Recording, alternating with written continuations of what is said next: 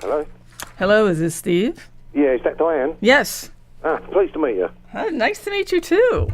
And thank you so much No problem, mate, no problem. for doing this. All right, then. Are you ready? Cigarettes rolled ready, got my lighter, ashtray and a glass of water. I'm ready. Perfect. My guest is Steve Ignorant. Thank you so much for talking to us. First order of business, you're coming to New York. Yeah, I've come there on March the 9th. I think we play the next day on March the 10th, isn't it? I believe so, yeah. Something like that. Yeah, I'm really looking forward to it.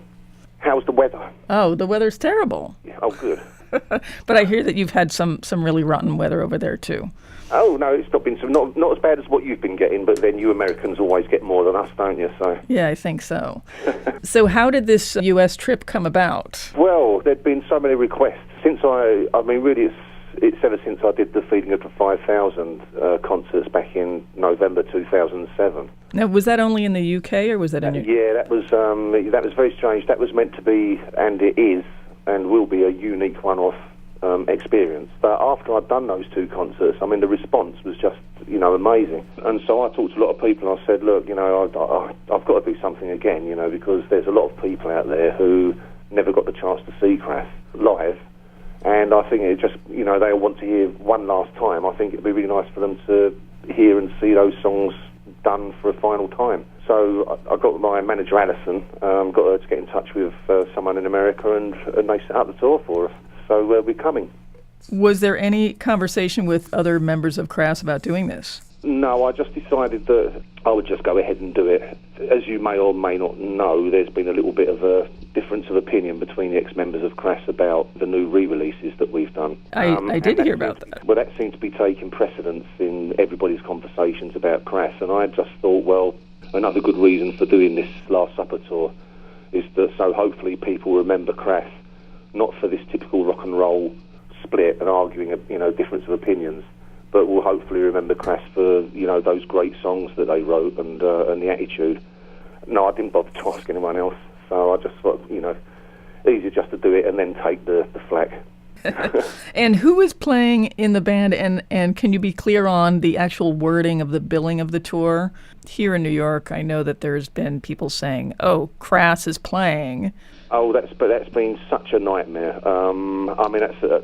One reason I never ask other members of CRASS to perform with me is because once you have more than one member of CRASS in there, everyone assumes that CRASS have reformed.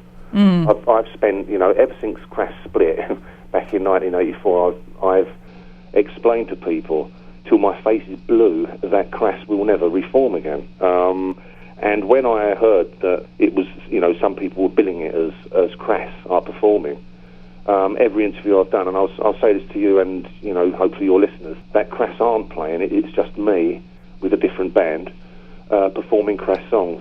If anyone has bought tickets to the show or any of the American shows under the impression that they're going to see CRASS, then you've been misguided. And if you don't want to see just me performing, then by all means take your ticket and get your money back, because I really don't want people to come to my concerts under false pretenses. But I say to you, Diane, and all your listeners, CRASS are not performing. It's just me with a band behind me. And the band consists of Spike Smith on drums.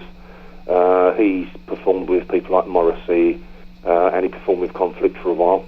Mm-hmm. I've got Bob Butler, who was with me in Schwarzenegger. He's on bass guitar.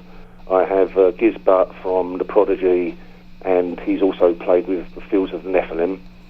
He's on lead guitar, and on female vocals, I have a new woman called Carol, and she's not been in any really big bands before. Me on vocals, of course.